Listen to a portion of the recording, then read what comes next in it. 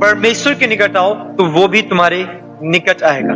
आइए इस कहानी के माध्यम से आप समझने की कोशिश करें। एक जंगल के पास एक कटीले तारों का एक बाड़ा बना हुआ था और उस बाड़े में क्या हुआ कि एक बंदर का पैर फंस गया। और जब बंदर का पैर फंस गया तो बंदर बहुत जोर से चिल्ला रहा था। जब वो चिल्ला रहा था तो उसकी आवाज को वहां पर कोई सुन नहीं रहा।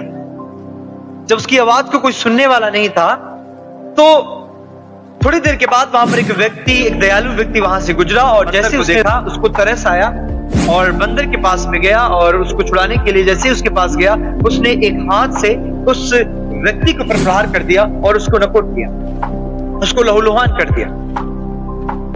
एक बार फिर से दयालु होने के नाते उस आदमी ने फिर से एक बार कहा कि मैं एक बार और कोशिश करता हूं कि मैं इसे छुड़ाऊंगा। और जब फिर वो उसके पास गया उसको छुड़ाने के लिए उस बार दूसरे हाथ से बंदर ने क्या किया, उस पर प्रहार कर दिया। जब उस पर प्रहार कर दिया तो उस व्यक्ति को गुस्सा आ गया और उसने बंदर को वहीं पर छोड़ अपने रास्ते से चला गया। दूसरे दिन जब वो व्यक्ति फिर से उस रास्ते पर आता है तो देखता है उसी बाड़े में फंसा हुआ वो बंदर मर चुका है।